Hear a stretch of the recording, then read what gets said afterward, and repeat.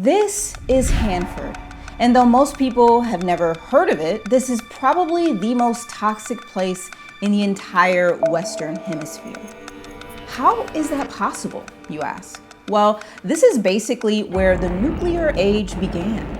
The waste at Hanford has a broad variety of chemistry. Take a dart, throw on at the periodic table. Wherever it hits, most likely that element is present. 177 underground storage tanks. Cleanup has been going on for almost 4 decades and won't be even close to finished within my lifetime. But scientists have been working on a solution to clean up one of the biggest messes humanity has ever made. And today we're going to look at their progress and find out, can they contain this waste before something truly catastrophic happens? One wrongdoing, one accident, it'll be worse than Chernobyl or anything else. It's about 2100 Fahrenheit. Are you catching this? Meanwhile, there are ambitious plans for Hanford to help usher in a high-tech, clean energy future. But could we just be rushing from one disaster to the next? It is not dealt with. It is not contained. The force from which the sun draws its power has been loosed, and the end is not yet.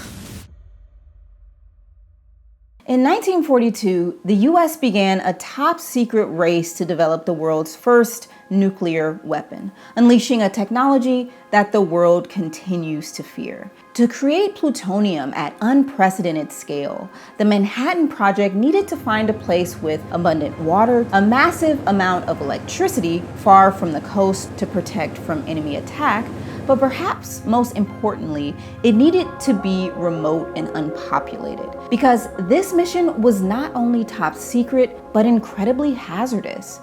Fortunately, they found just the place. With fewer than 2,000 people living in the area, the Manhattan Project decided that this site in eastern Washington state was the perfect place to build a massive plutonium machine. The US government cleared out whole towns, forcing most people to move in just 30 days. It was an isolated wasteland, and the people were expendable. Native American tribes, including the Yakima, lost access to critical portions of their treaty-guaranteed land and river. The 9 nuclear reactors were constructed along the banks of the river. Workers at the Hanford site were totally in the dark about what they were doing. That is, until August of 1945, when the world woke up to the news of a brand new kind of bomb. A short time ago, an American airplane dropped one bomb on Hiroshima and destroyed its usefulness to the enemy. The plutonium used in the bomb dropped on Nagasaki just 3 days later was manufactured at Hanford. Between both bombs, upwards of 250,000 people were killed, mostly civilians. These were the final days of World War II.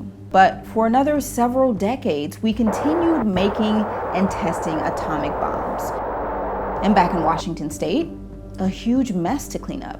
In fact, the largest in the country's history. Because this top secret plutonium making machine was built fast. From the first controlled chain reaction in Chicago to the first reactor operating in Hanford was less than 3 years.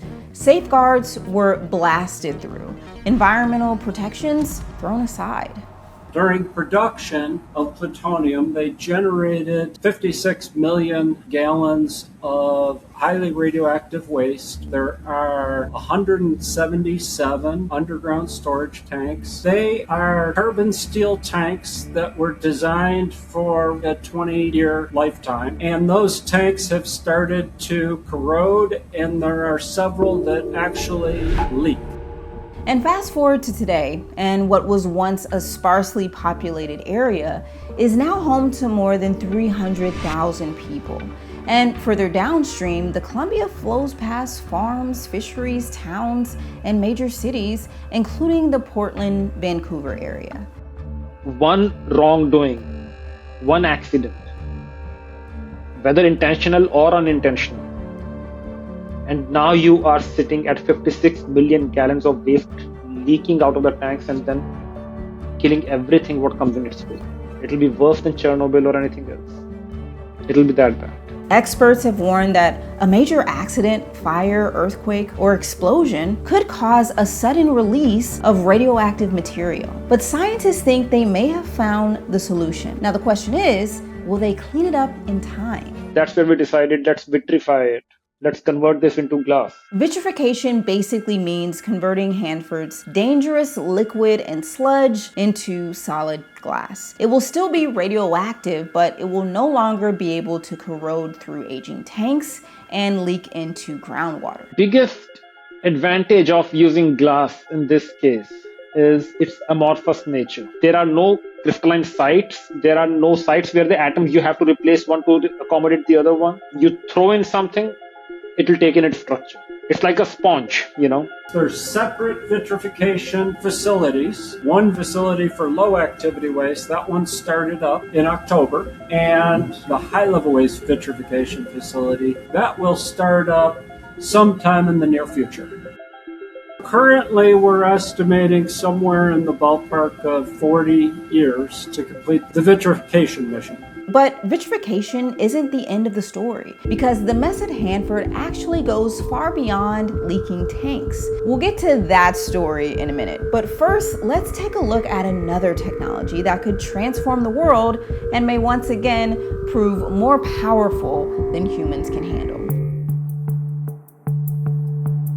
Data centers have been exploding across the country to drive the AI boom. It's hard to get accurate information about just how many there are, but it's probably close to 5,000, and that number is growing. And what does AI need? Power, and lots of it. I think that is driving a lot of the renewed interest in nuclear, and a lot of these big announcements from like Google, Amazon, Meta is just data centers. Tech giants have been eyeing Hanford as a possible site for a nuclear power plant, and Amazon recently announced a plan to make it happen. Hanford, some say, is uniquely positioned to solve a problem that many countries have been grappling with: how to scale up nuclear power to solve our growing energy demands. Main challenge for expanding nuclear power is really cost.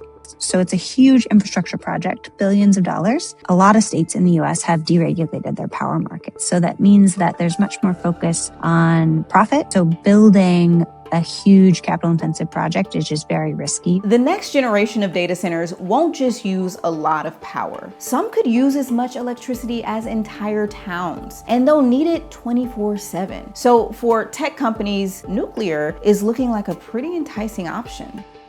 The ideal case is that we see these early users, or like niche market of data centers, gets the first ones built, and that helps bring the cost down. It helps get standardized designs out. It becomes more affordable for municipal utilities to start buying and building them. And here at Hanford, there's a huge tract of federal land, massive energy infrastructure and transmission lines, and a highly technical nuclear workforce.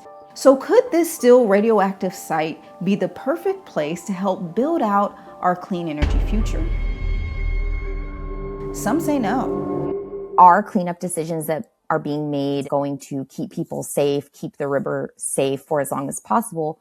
Or are they just ways to show really short-term progress to invite development sooner on site? The plan to vitrify the toxic sludge is now underway, but the mess at Hanford is far from contained. There are plumes of radioactive waste that already leaked out into the soil and groundwater. And it's not just the tanks. There are major cleanup challenges throughout the 586 square mile site. Right there at the first reactors you come to, they were finding hexavalent chromium levels that were way above what they expected. Upwelling in the very bottom of the river. They pump billions of gallons of groundwater every year out of the aquifer and treat it for uranium and technetium. And then there's emerging contaminants like PFAS, which were used throughout the industrial systems of Hanford. There are places such as in the 324 building where the soil is so radioactive that they had to back away. It was giving off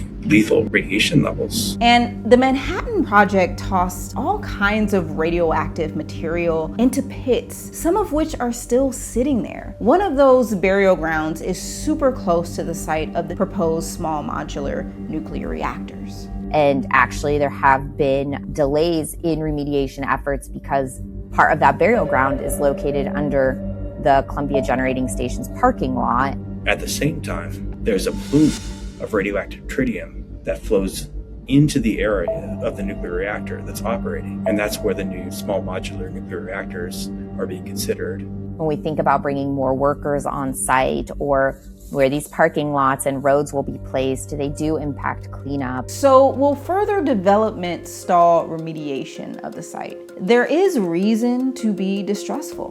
The Manhattan Project was built on secrecy, and the decades-long cleanup has been full of misinformation and straight up lies. We do find that these fish pick up very small amounts of radioactive materials. The amount which they pick up is not at all hazardous. So we know that from this angle, the operation of the plant is quite safe. And we don't understand why they keep telling us that the areas are contaminated and we're not allowed in there, but yet they keep letting these green energy companies come in and put up solar farms. Where are we at in this picture? Why are we not a part of this? It is not dealt with. It is not contained. The cleanup has to come first. We have a pretty poor track record of fast-tracking powerful technology that we don't fully understand, as the radioactive waste at Hanford reminds us every day. But if we're weighing risks, perhaps no risk is greater than climate change. If we're going to accelerate the clean energy transition, that means making hard choices about what we're willing to build and where we're willing to build it. Don't want to dismiss any of the problems and challenges with the nuclear weapons complex and the contamination at those sites. And then I'm going to say a word I hate, which is but.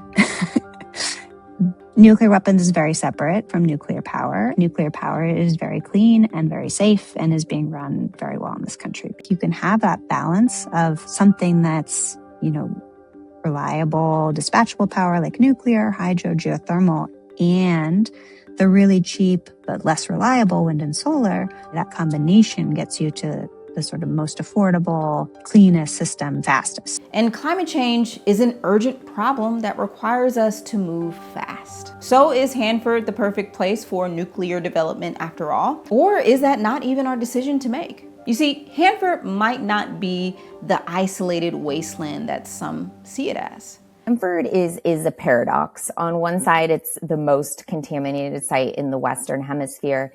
And then on the other, it is this wild, beautiful place. Because the federal government roped off these 500 square miles, Hanford is uniquely wild. These 51 miles of river are the last free-flowing stretch of the Upper Columbia, and wildlife thrive along its banks. When they dropped these bombs on these people, it displaced them from their lands and their homes.